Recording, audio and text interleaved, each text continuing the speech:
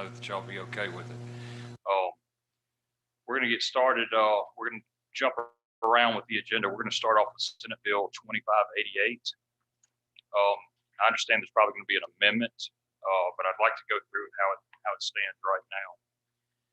What this bill is this is a triggering bill. In the state of Mississippi, we, to maintain our voter rolls, can only purge people without their direct notice through certain triggers.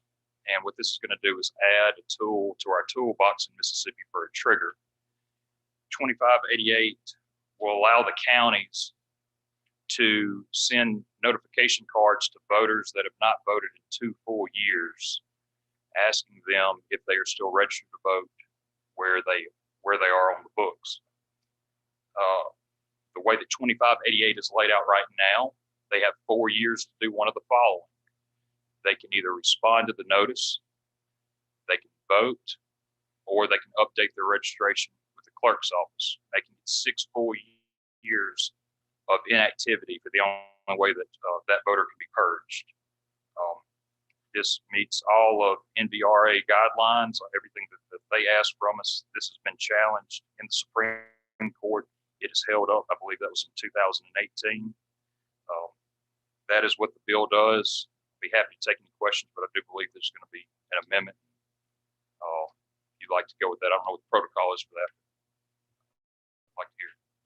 Thank you, Mr. Chairman. I do have an amendment. This is in line with what you and I discussed earlier today, and let me tell you kind of what I'm thinking about. And I think it does what we talked about, but I'll just tell you about it. So what initiates the mailing of the card is in lines 36 through 38, that a person has not failed to vote at least once in the previous 2 years. Now, so if this was to become law and it's July of 2021, then you're talking about somebody who didn't vote for president in 2020 and somebody who didn't vote for governor in 2019. I get that. My concern is first, how often do commissions go through this process? Let's say they do this annually. So in July of 2023, the previous 2 years would be the 22 off-year congressional election, which in most cases is a very low turnout. And in 2021, which if you don't live in a municipality is no election at all. So I'll raise that, and my amendment, I think, will, I hope, address that concern. Because if you're talking about a presidential election and a statewide election for governor, then those are high turnout elections. But if this is an annual thing, I'm going to recommend a small change to this section. The other thing is in subsection B, 24 through 35, the same deal, that I want to clarify that it's a 4-year period in any election within that 4-year period. So because again, the off-year congressional election is often just not competitive in Mississippi, whatever congressional district you live in. So my amendment would be, and Mr. Chairman, you tell me if this is kind of something you can live with. But my amendment would be that a person has to vote, beginning on line 28, vote at the electors registered precinct at least once in any election. So that would be state, federal, municipal, whatever. Okay. And then on line 35, shall include 2 general federal elections and 1 statewide general election, primary statewide general election for governor. Again, the calendar, I'm not adjusting the calendar. I'm just saying that if you vote in that 4-year period in any election, whether it be president, off-year congressional, municipal, statewide election for governor, primary for governor, in that 4-year period, then that constitutes responding to the notice. And then with subsection 2, assuming that this is going to happen every year, I would suggest that we change the period from 2 years to 4. And the reason for that would be, again, if let's say this becomes law in July of 2021, it's July of 2023, the Election Commission sits down to mail out this notice. The 2 calendar years that they're looking at with the bill that's before us would be the 2022 off-year congressional and the 2021 municipal. And almost half the state doesn't even live in a municipality, and so they're not going to vote it in 2021 at all. And so the trigger would be that person would be purged for essentially for failing to vote in an off-year congressional. So my amendment would be the triggering for the mail would be you didn't vote for 4 years. They send you a notice. You don't vote for 4 years, then you'll be subject to the provisions of the bill. Now, when we had talked earlier, we had discussed about keeping it at the 2 years as long as there were 2 general federal elections within that time frame. Would you be open to allowing for that to be the wording instead of 4 years? Because depending on when you start your clock, it could be 2 years, or it could be up to 4 years. And I think as long as we have a presidential election in there, we're getting that high turnout year under our belts. Well, I want a person, if they vote in an election for governor, either in a primary or general election for governor, they would not be subject to receiving this notice. I want to count the state election, in other words. And I think, if I misunderstand, you tell me, but I mean, I want to clarify that there's always an election for governor between 22 and 24, but not necessarily between, the only election between 20 and 22 is a municipal election. And a lot of people don't live in a municipality. So I would like to see, I would like to see participation in a statewide election for governor. If you vote in a statewide election for governor, you're not going to get this card. And if you do get this card because you didn't vote in the last statewide election for governor or for president, then you have this 4-year period that's envisioned in here, and that's going to constitute response. Does that? That's what I would like to suggest, because I think, again, the off-year congressional is, for most people don't participate in it. It's not competitive. And then you essentially can be subject to getting the notice and subject to being purged because you didn't vote in one election. It's the election for president. And sometimes people don't vote in the election for president. So I hope that you and the committee can support it. Okay. Do we have any questions on the amendment? Do we have a motion on the amendment? Move adoption of the amendment. Okay. All those in favor say aye. Aye. Any opposed?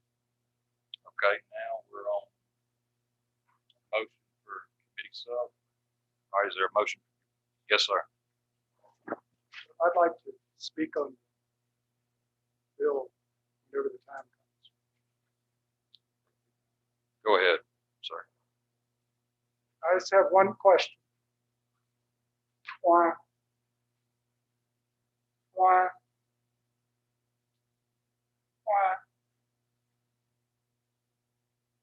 are you trying to take people off the voting rolls? There's a box in Amory. Amory historically has terribly segregated housing patterns. And there's a box in, literally, when the town was laid out in the 1880s, there was one side of the tracks for white people and one side of the tracks for black people. And those housing patterns exist until today. To a very large extent, there is and has been for years a voting precinct which consisted of almost 100% black voters who lived in Amory, and also included almost every black voter who lived in Amory. It's still extremely high percentage African American voters. And a good turnout in election, votes 400 some odd. That's considered a good turnout. Year in and year. In my old age, I get by years and elections and stories get confused. But I believe it was in 2008 when Travis Childers was running in the special election for Congress that there was a major push to get out. And I think in that box we got like 520 votes and thought we had accomplished the greatest thing in the history of voting. In November of 2008, there was no organized get out the vote effort, like a real get out the vote. There was nothing on the ballot. It was apparently going to be closed. 700 and some odd people voted in that. They voted in that box because for once they felt they had something to vote for. It's somebody they wanted. I'll bet you a lot of them hadn't voted in a long time. I think that story repeated itself all over the country. Why would you want to take these people off the roll? Just because they, we put our names on the ballot, you'd think that would be enough. Anybody can vote. Apparently, not everyone looks at it.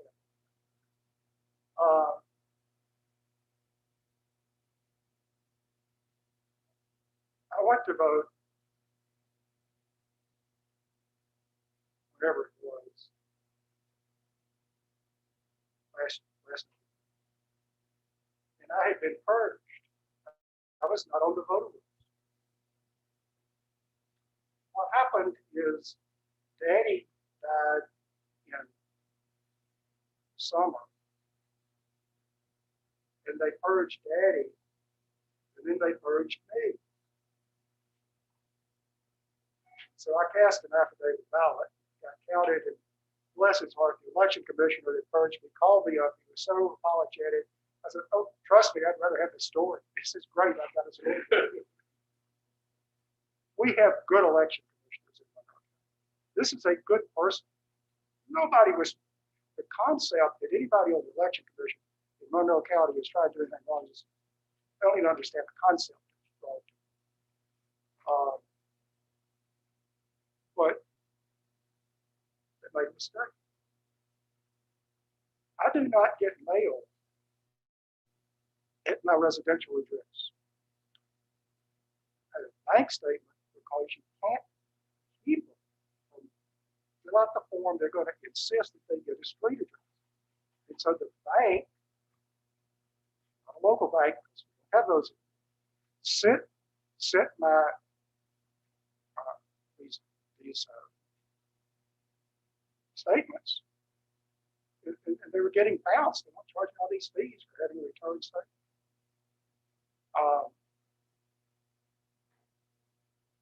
The fact that mail isn't delivered doesn't necessarily mean somebody's not doing it. And I don't see what it is we're accomplishing. I would also say, Mr. Chairman,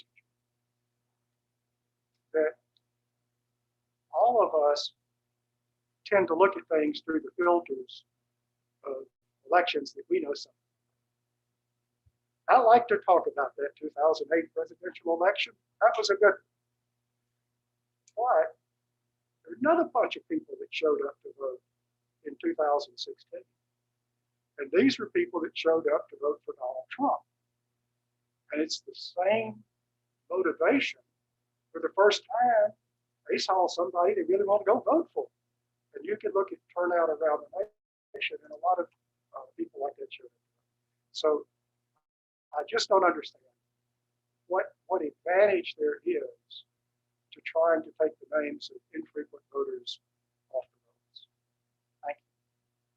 Thank you, Senator. Any other questions or comments? All right, seeing none, do we have a motion on the bill?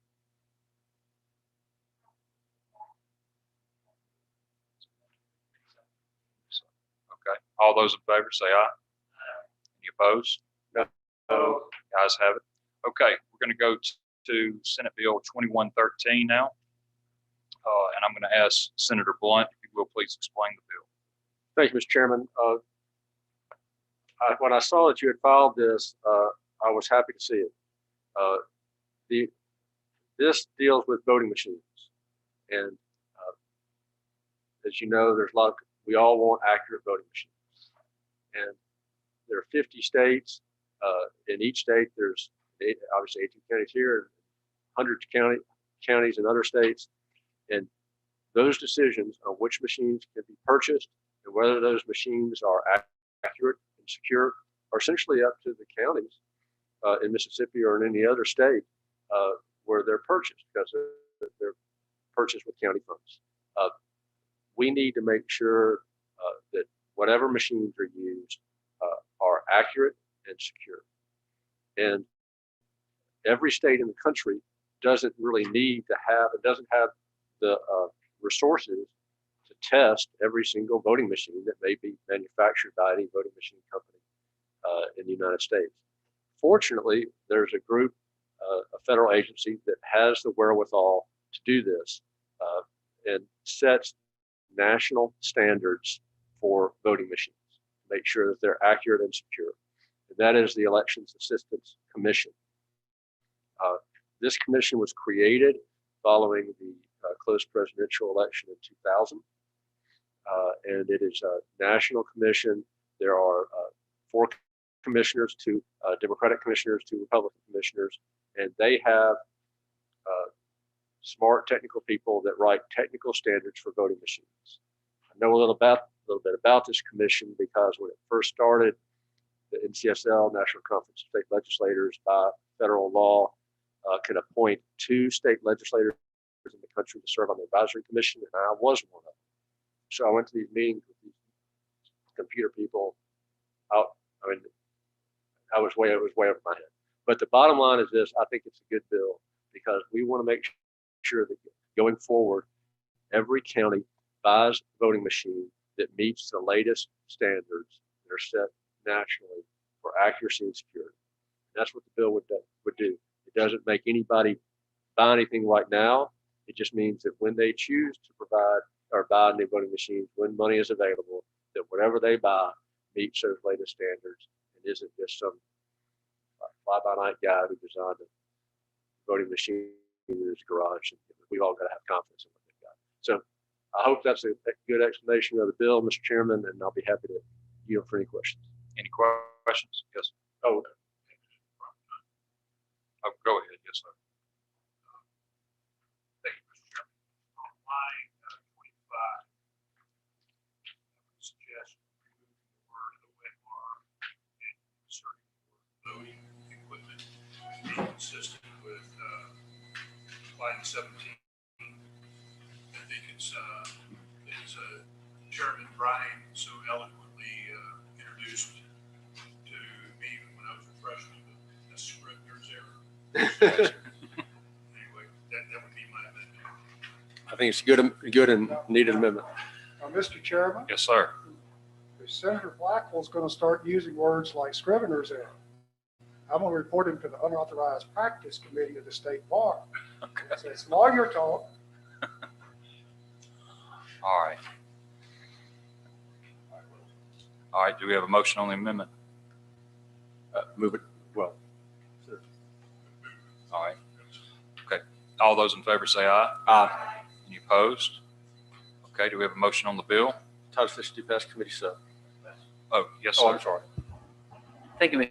Chairman. And this is possibly not the proper bill to talk about this, but as we're talking about voting machines, I would be interested at some point along the way if you see a bill that would work, that in very close elections, and I'm not talking about the most recent one in November, I'm talking about,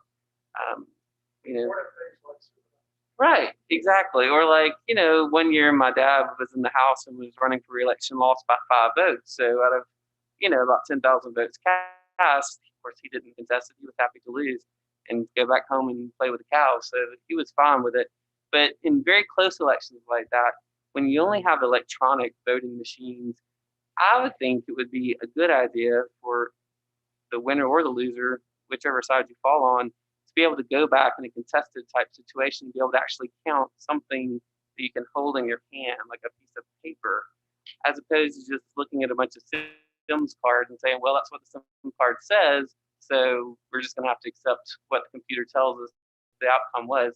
I would love for there to be some paper backup of some sort on these, if there are going to be electronic machines or the Scantron machines where you actually scan the piece of paper, something that, especially with all these hackings going on nowadays, the SolarWinds and all these different things, I just think before too awful long, it's going to be very easy for a smart young, college kid in his basement to jump online and change what the SIM card reads, despite what the voters may have intended. So again, this is more just food for thought, but I would love to see a situation where whatever voting machines that we purchase across the state would have some sort of paper backup mechanism. I 100% agree with you, and I hope that maybe we can find some state funds to do that. In fact, I'm glad to announce that I say announce, but to say that a majority of Mississippians by the next full statewide election cycle will be on a paper ballot system. So that's good. Okay, do we have a motion on the bill? Constitution do pass committee, sir. Okay, all those in favor say aye. Aye. Any opposed? Okay, real quick, last but not least, Senate Bill 2587. So last year, Senator Branning, Chairman Branning last year, took on a heck of a role in reworking our absentee ballots. Did a great job. She spent a lot of time on it. And if it wasn't for her in that bill, there would have been a lot of poll workers quit that night. Because what we did is we allowed absentee ballots to stay in the clerk's office instead of going out to the precinct. We had a record number of absentee turnout. And so that put the work on the clerks. What we'd like to do with this bill, with the committee sub, is we're wanting to give the authorization to the registrar the chance to be able to go in and actually separate these absentee envelopes by precinct and alphabetize them. If y'all remember this past election year, we had a judge race that was several days before we knew the outcome of just the regular absentee ballots, much less the mail-in ballots that we have to wait a few days for. And so what this bill will do is this will allow the tabulating and the counting of the absentees to be more efficient, because in my county, I know that they had 7 bins, yay high, that big. It was just a jumbled mess, and it took them a full day just to sort those. So what this will do is this will allow the circuit clerks to be able to either daily, weekly, however they, depending on the size and the turnout, be able to go ahead and alphabetize and separate those ballots by precinct. And that's an explanation of the bill. I'd be happy to answer any questions. Yes, sir. Hey, Mr. Chairman, question on this. Now, I believe we've changed the law recently to where if you're going to do the absentee voting, you can't also show up on the day of the election. That's right. We did that last year. And also vote. So my question would be, if instead of just alphabetizing and separating them, why wouldn't we allow them to already go ahead and count those? If they're not going to be able to, I understand if you're going to be able to change, your vote by showing up and voting in person on election day, not wanting to count ahead of time, but if you're not going to be able to change your vote by voting on election day at the polls, why would you not want to speed up the process and let them go ahead and tabulate those absentee ballots? Just a question. I would be for that, but I don't know if that would become law. But I would be for that. We need to convince other people of that. But I would be for that. Okay. But other states do that, correct? Yes, sir. Mm-hmm. Especially in all your early voting states. But that's, in other words, it's that wasn't the mechanism that they wanted to go by. Okay. So this is the best that I could come up with to make it as efficient as possible. Gotcha. Any other questions? Entertain a motion. Sir? So moved. Thank you, sir. All in favor say aye. Aye. Any opposed? All right, motion to rise and report. Can Yes, I make sir. a I'm quick sorry. announcement? Yes, sir. I observed there's a great overlap between this committee and members of public health. In fact, this could this could pass for a public health subcommittee. But since I have all of you here, number one, the House has passed an optometry bill out of committee this morning. So my plan is to take the House bill and not to take up the Senate optometry bill at 3:30. Secondly, we do have two bills that we need to get out of committee.